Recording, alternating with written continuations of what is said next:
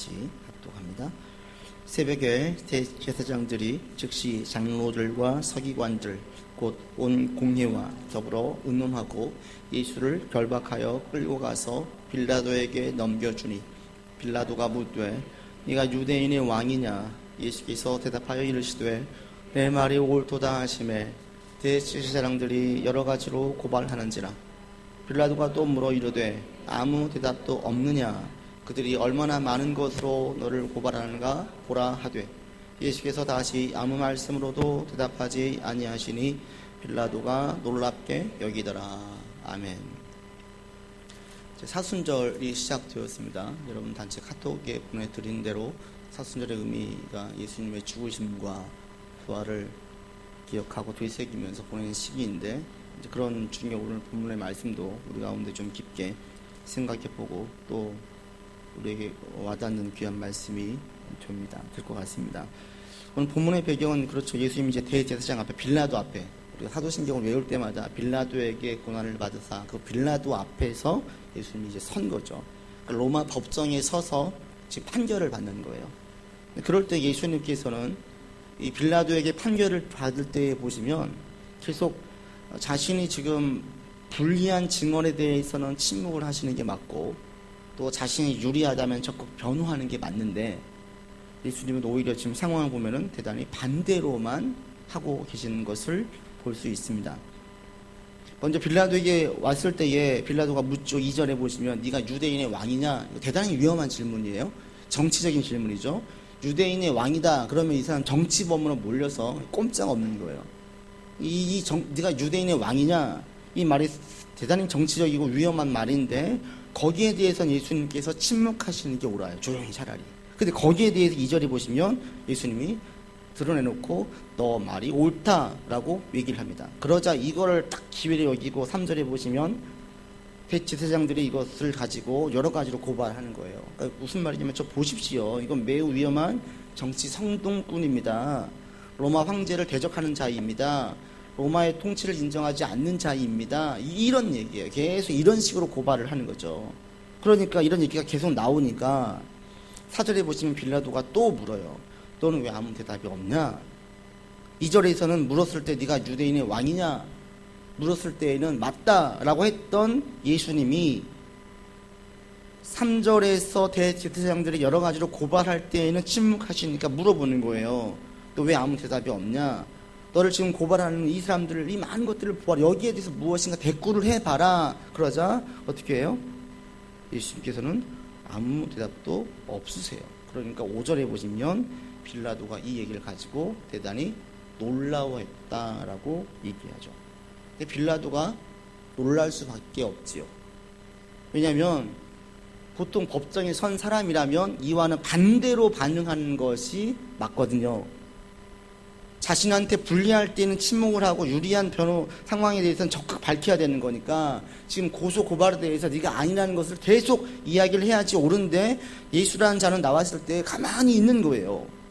그리고 꼼짝없이 계속 불리한 쪽으로 갈 수밖에 없는 거죠. 이런 모습이 빌라도가 볼 때에는 대단히 이상하게 보이니까 이걸 대단히 이상하게 기이하게 여겼다라고, 매우 놀랐다라고 얘기하고 있습니다.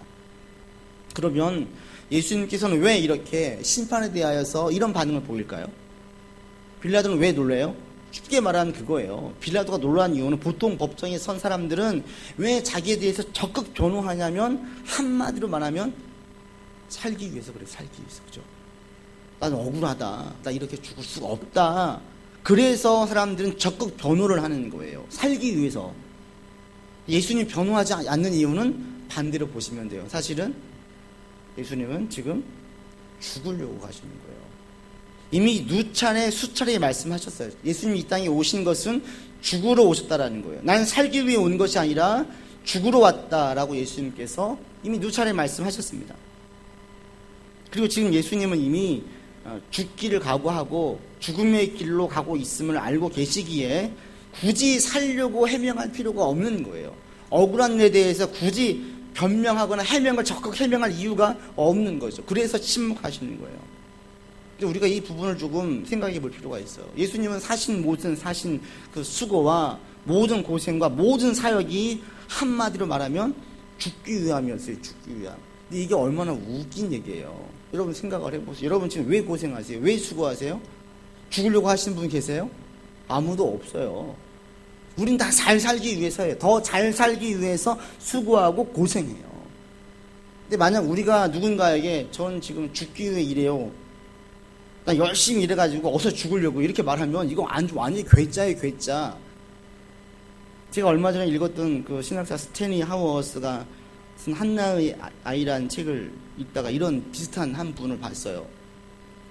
많은 교수들을 소개하는 이분이 그 가운데 한 좀 괴이한 신약학 여성 교수를 소개합니다. 그럴 때 이 여성 교수, 이 조세핀이라는 교수가 자기는 지금 이 면역 질환에 이상이 있어서 병으로 죽어가고 있다라고 스스로 생각을 하는 교수였어요. 이 교수에게 새로운 교수님을 소개를 해준 거예요. 교수님, 조세핀 교수님, 이번에 새로 오신 도입한 교수입니다. 그러니까 인사할 거 아니에요? 안녕하세요 인사하니까 조세핀 교수가 뭐라고 하는 줄 아세요? 저는 죽어갑니다. 이게 그분의 첫 인사말이었다고. 저기서 안녕하세요 하면 보통 우리는 네 안녕하세요 뭐 어떤 과목 가르치 이렇게 나가야지 맞는데 첫 인사가 안녕하세요 그랬더니 여자 교수님이 저는 죽어갑니다. 이게 첫 인사라고요.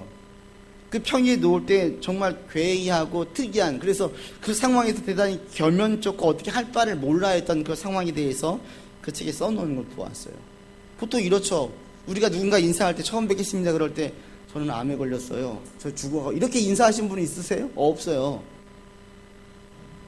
이런 얘기를 들으면 대단히 당황해해요. 당황해하고 또 무슨 말을 해야 될지를 모르겠는 거예요. 왜 그렇게 열심히 사세요? 왜 그렇게 고생하세요? 왜 그렇게 고군분투하세요? 라고 물을 때 어서 죽으려고요.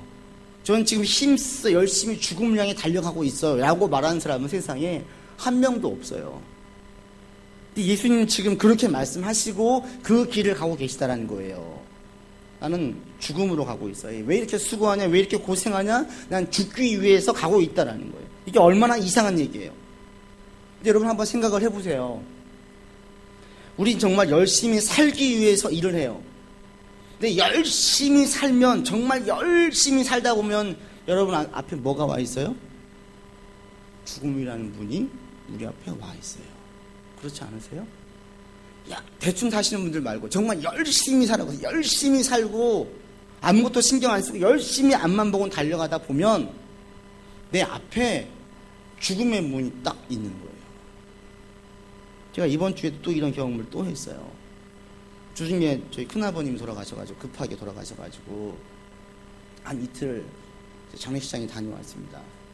근데 마지막에 이제 화장할 때 큰아버님 딱 보낼 때 한 분이 막 우세요. 화장실 딱 들어갈 때. 누군가 봤더니 저희 아버님이 우시는 거예요. 아버님에게 형님이잖아요. 그래서 제가 옆에 가서 이렇게 안아드렸더니 더 대성통곡을 하시는 거예요. 제가 아버님 우는 걸 처음 뵀어요. 그때 한참 우시는 거예요. 그래서 겨우겨우 진정을 시켜드리고 나중에 이제 화장을 한 2시간 동안 밖에서 말씀을 나누는데 그러시는 거예요. 그래서 이미 아버님은 그 동생분을 먼저 떠나보내시고 이제 이번에 형님 떠내보내고 나니까 혼자 하시는 거예요. 그래서 남자 중에서 혼자 되신 아버님께서 형님과의 그때 얘기를 하면서 하신 딱 말씀이 삶이 너무 빠르다. 삶이 너무나 순식간이더라. 지금도 내 생각에는 형님과 어릴 적 시절 또 크면서 상의하고 이야기했던 시절들이 지금도 준바당처럼 스쳐 지나가면서 다 있는데 벌써 지금 난 죽음의 문턱에 와 있다라는 거예요. 그래서 삶이 너무나 빠르다. 이 얘기를 딱 하시는데 그냥 그게 제 마음에 확 그냥 먹먹하게 와 닿았어요. 우리 막 살아요. 그런데 살다 보면 어느 순간에 정말 죽음이 내 앞에 와 있는 거예요. 너무나 빨리 오는 거예요. 그런 얘기 있잖아요. 10대 때는 10km 속도로 인생의 속도가 가는 것 같고 20대 때, 30대 때 갈수록 이게 막 올라간다고 하잖아요. 70대가 되면 70km 속도로 인생이 빠르게 흘러가는 걸 느껴지는 거예요. 다 동의하지 않으세요? 여기서 여러분들은 좀 뭐 동의를 못해도 좀 나이가 좀, 저도 아직 제가 이 나이 때도 아직 얘기할 수가 없고 한 60 좀 넘어가 70좀 돼봐야 그런 분들이 이 얘기에 제가 참 크게 공감이 되는데 다 우리는 어림에도 불구하고 그걸 느껴요. 어리면 어릴수록 다 내가 벌써 이렇게 얘기를 하는 거예요. 시간이 너무나 빨리 흘러가요. 너무나 빨리 흘러가고 죽음이라는 게 내 앞에 와 있다는 것이 우리가 순식간에 느껴요. 그리고 그때 모든 사람들이 대부분 사람들의 반응은 뭐냐면 대부분 그때 대단히 조급해하고 불안해하고 후회해요. 왜요? 내가 지금 할 일이 아직도 많거든. 내가 지금 누리지 못한 게 너무나 많거든. 열심히 살면요, 무엇인가 일에 대해서 열심을 내어서 성과를 거두면 그게 끝이에요? 아니에요. 더 해야 되는 거예요. 그래서 그런 것에 대한 미련함이 남아가지고 무엇인가 죽음이라는 것에 대한 생각이 들고 암시가 들 만한 일을 겪게 되어지면 가장 먼저 드는 생각이 후회가 되거나 억울하거나 안타깝거나 할 수 있는 건 자꾸 미루고 싶은 거예요.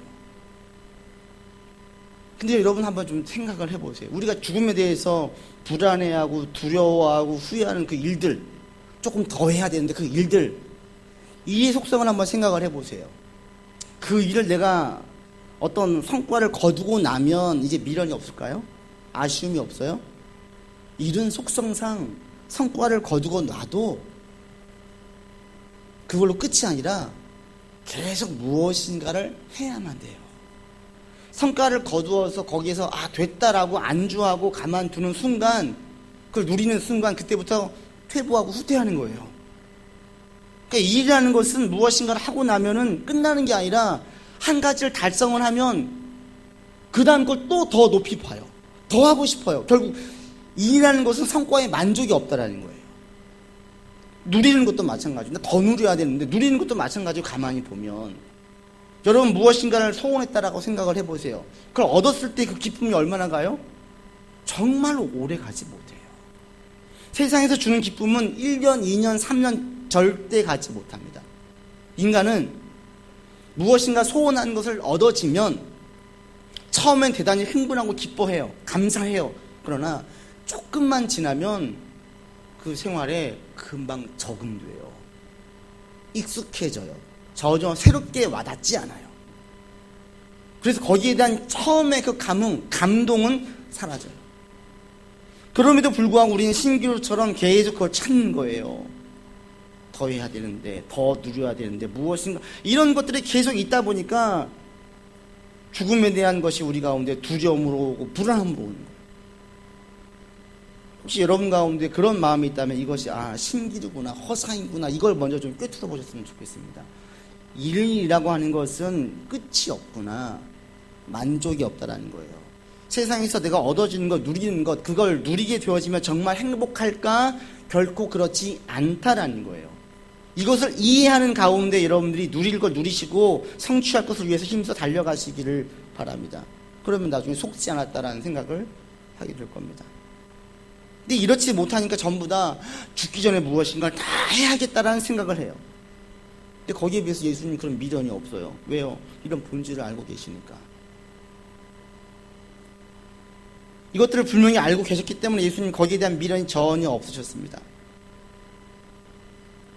그리고 그러면서 우리 가운데 우리가 정말 바랄 게 무엇이냐, 분명히 인식해야 되는 것은 죽음이 너무나 빨리 온다라는 것. 그 다음에 이 땅에 있는 것들, 이 모든 내가 욕심을 가지거나 무엇인가를 후회하게 만드는 것들은 결국에는 그것이 완전한 만족을 주지 못한다라는 거예요. 이걸 깨우쳐지면 그 다음에 우리 가운데 죽음이 빨리 온다라는 것들을 깨우친 자들이 제일 첫 번째 묻는 게 뭐냐면, 그럴 때 뭐가 진짜 내게 중하냐, 무엇이 진짜 중하냐, 이걸 빨리 분별해야 돼. 성경은 사실은 계속 그 얘기를 하고 있다고 봐도 과언이 아니에요. 몸이 중합니까? 영혼이 중합니까? 영혼이 중하대요. 계속 그 얘기를 해요. 우리 가운데 몸이 중합니까? 의복과 음식이 중요합니까? 몸이 중요하대요. 돈이 중요합니까? 사람이 중요합니까? 사람이 중요하대요. 성경이 계속 이야기하는 것들이 이런 부분들을 얘기하고 있어요. 그래서 내 육체가 아무리 부유하고 내가 지금 몸이 아무리 건강해도 영혼이 피폐해져 있으면 그 영혼은, 그 인생은 불쌍한 인생이에요. 곤고한 인생이라는 거예요. 내가 아무리 좋은 음식을 먹고 아무리 좋은 옷을 입어도 내 몸이 건강을 상해버리면 이게 아무 유익이 없는 거예요. 내가 아무리 부유해져도 모든 사람을 잃어버리고 하나님의 공의와 정의를 잃어버려가지고 신이로운 사람들이 내가 주위에 아무도 없다면 이것은 황량한 인생인 거예요.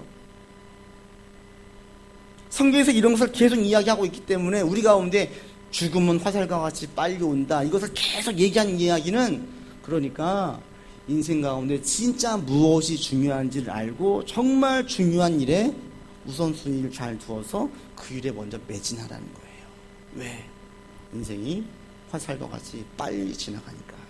그리고 그러할 때에 후회와 미련보다는 감사와 기쁨과 오히려 또 기대가 생겨집니다. 저 여러분 가운데에 이런 마음을 가지고 여러분의 인생 앞에 제가 오늘 죽음이라는 얘기를 던지고 죽음이 빨리 옵니다 라는 이야기를 할 때 먼저 여러분 이것을 다시 한번 분명하게 세울 수 있기를 바랍니다.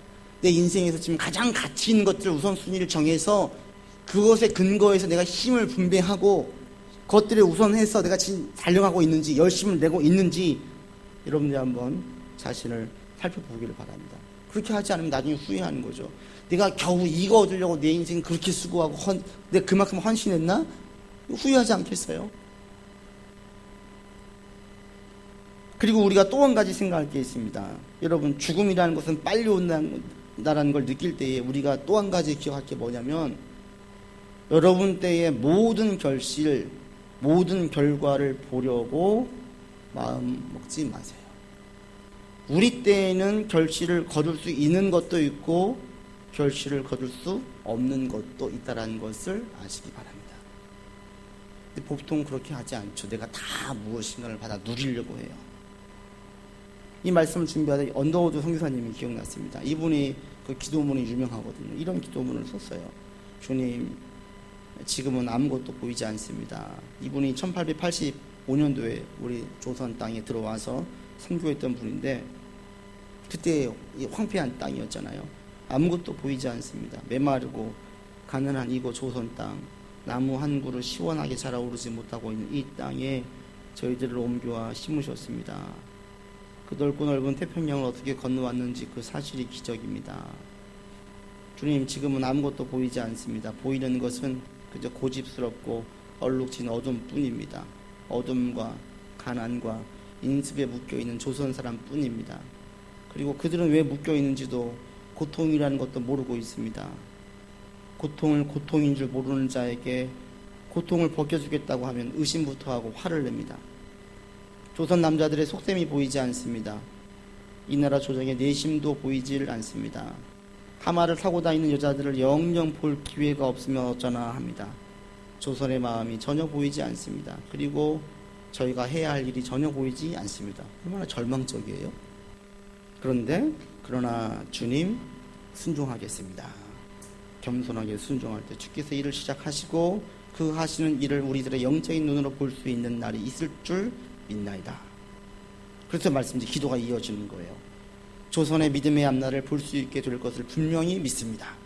지금은 우리가 황무지 위에 맨손으로 서 있는 것 같사오나 지금은 우리가 서양 귀신이라고 손가락질 받고 있사오나 자녀들이 우리 영혼과 하나인 것을 깨닫고 하늘나라의 한 백성 한 자녀임을 알고 눈물로 기뻐할 날이 있음을 믿나이다. 지금은 예배드릴 예배당도 없고 학교도 없고 그저 이곳 모든 사람들로부터 경계, 의심과 멸시와 천대함이 가득한 곳이지만 이곳이 머지않아 은총의 땅이 되리라는 것을 믿습니다. 주여, 오직 제 믿음을 붙잡아 주소서. 이렇게 기도문을 썼어요. 대단히 유명한 기도문인데 이게 지금 1880, 그러니까 19세기 때에 선교사님이 이렇게 대한민국을 보면 조선을 보면서 절망 가운데 시작을 했다가 소망의 기도로 썼어요. 놀라운 것은 이렇게 하면서 이분이 이제 시작을 하신 거예요. 자기 때에 고아원을 세웠습니다. 그것이 경신학교가 되었고 나중에 연희전문대학교 연세대가 되었어요. 이분이 병원도 세웠어요. 그것이 이제 세브란스 병원이 되었어요. 교회를 세웠어요. 세문안 교회가 됐어요. 또 찬송가도 편찬했어요. 막 일들을 했어요. 그때 이분이 본 것도 있고 보지 못한 것도 있어요. 그런데 오늘날 보면 지금은 십자가가 많아도 너무나 많지요. 그 당시엔 예배당도 없었어요. 학교도 없었어요. 지금 학교도 너무나 많지요. 이분이 만약에 자기 때 모든 걸 다 보려고 했다면 절망으로 끝났을 건데 그 마음 가운데에 우선순위를 분명하게 정해놓고 모든 것을 내가 보려고 하지 않고 그냥 죽음이라는 것이 순식간에 오지만 내가 할 수 있는 일 최선을 다한 거예요. 자신이 가장 가치 있게 여기는 일, 그것을 위해서 뿌리고 가꾸고 돌보면서 최선을 다했어요. 그럴 때에 결실을 본 부분도 있고 본인이 보지 못한 부분도 있어요. 분명한 것은 자기 때에 보든 보지 못하든 가치 있는 일을 위해서 수고하고 힘써 달려가면 반드시 하나님은 그것들을 이루어 가신다는 사실이에요. 전 여러분들이 여러분 계획 가운데 장기적인 단기적인 계획들을 좀 잘 세웠으면 좋겠어요. 모든 것을 여러분 때에 다 보려고 하는 계획만 세우지 마시고, 한 예로 이 민족을 위한 기도를 드릴 때에 하나님 우리 자손 때, 우리 후손 때에는 조금 더 공의롭고 정의롭고 정말 살만한 민족, 하나님의 많은 법들이 잘 정착되어 있는 민족을 위해서 여러분들이 그것들을 염두에 두고 이 땅을 바라보고 내가 할 일 무엇인가 한다면 이게 장기적인 하나님의 역사 가운데 계획이거든요. 당장은 지금 내가 먹고 살기 바쁘니까 내 일을 하지만 그러면서도 좀 기다랗게 본 장기적인 무엇인가 내 계획들도 한두 가지를 세워나갈 수 있는 여러분이 되셨으면 좋겠습니다. 그러면 반드시 하나님께서는 그런 것들을 보게 만드실 겁니다. 정말 화살과 같이 빠르게 지나가는 것이 저와 여러분의 인생이라는 사실을 아시고 그 인생이 후회와 불안과 안타까움이 더해진 삶이 되지 않기 위해서라도 내게 지금 무엇이 중요한지 다시 한번 깨우치고, 그리고 중요한 것에 있어서 먼저 우선순위를 두면서 힘써 달려나가는 여러분들 되기를 바랍니다. 예수님께서 이 땅에 죽음으로 죽기 위해서 오셨습니다. 그리고 죽어야만 되는 이유는 우리에게 분명하죠. 왜요? 그 죽음이 우리를 살리기 때문에. 죽으려고 했던 이유는 우리를 살리시기 위해서 예수님 죽으셔야, 십자가에 죽으셔야 우리를 구원에 이르게 하기 때문에 죽으러 오시는 거예요. 그리고 이 죽음이라는 것은 우리도 한번 깊게 생각해 볼 필요가 있는 게, 예수님께서 우리에게도 죽으라고 말씀하세요. 죽으라고. 그냥 감사합니다 하고 끝날 일이 아닌 거예요. 너희도 죽으라고 해요. 이 죽음이라는 것을 순교로만 생각하지 마세요. 이 죽음이라는 것은 우리 가운데 희생으로 바꿔 보아도 괜찮아요. 예수를 믿는다, 이건 뭐냐면 우리가 한날에 미리 땅이 떨어져 그대로 있으면, 죽지 않으면 그대로 있지만 땅이 떨어져 죽으면 많은 열매를 맺는 이거와 똑같아요. 그리스도인들은 우리는 죽는 자들이에요. 여러분도 오늘 이런 고백을 했으면 좋겠습니다. 아, 하나님 나에게 요구하시는 것은 죽음이다, 희생이다. 근데 세상의 모든 이치를 보세요. 모든 것에는 전부 다 죽음이 들어가 있어요. 무슨 결과물을 이룰 때에는 전부 다 죽음이 들어가 있어요. 자녀가 잘 자라려면 그게 누구의 죽음을 의미하는 거예요? 부모의 죽음을 의미하는 거예요. 부모가 자녀를 위해서 자신의 살과 피를 들여가지고 수고하고 고생해서 자기의 시간을 죽이고 물질을 얻기 위해서 자기의 젊음을 죽였을 때에 그걸 자녀가 먹고 자라는 거예요.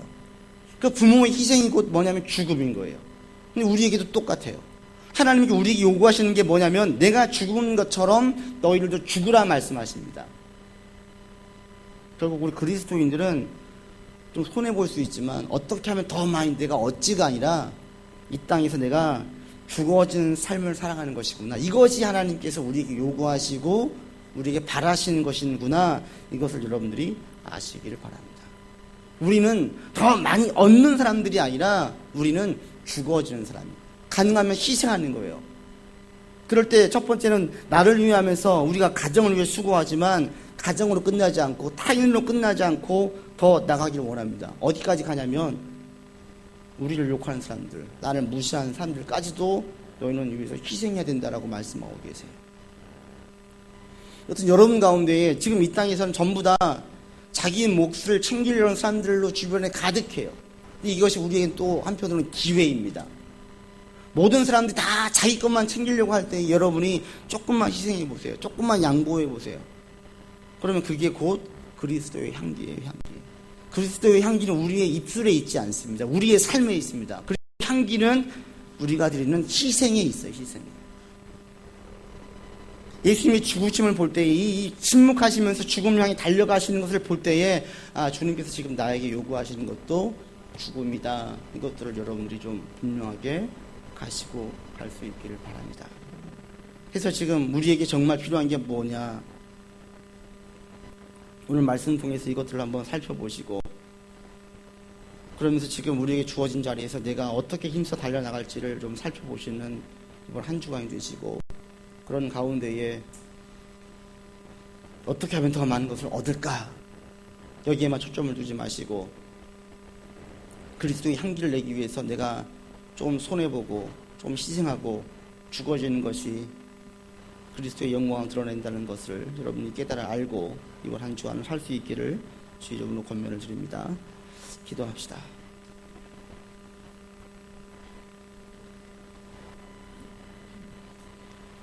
하나님, 죽음이 정말 순식간에 화살과 같이 우리 앞에 다가오고 있습니다.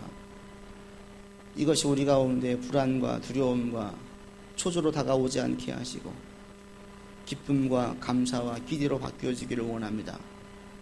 그러기 위해서 지금 내게 가장 중요한 게 무엇인지를 다시 한번 살펴보게 하시고 그것들을 위해서 힘써 정진해 나가는 우리가 될 수 있도록 인도하여 주시옵소서.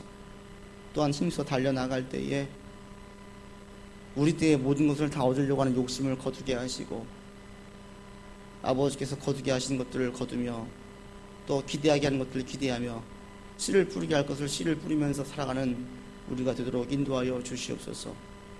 그리하면 우리의 삶이 풍성해지고 우리의 가정이 풍성해지고 내가 몸담고 있는 곳이 풍성해지고 더 나아가 이 나라 이 민족 가운데에도 풍성함이 있을 수 있도록 하나님이 인도하여 주시옵소서.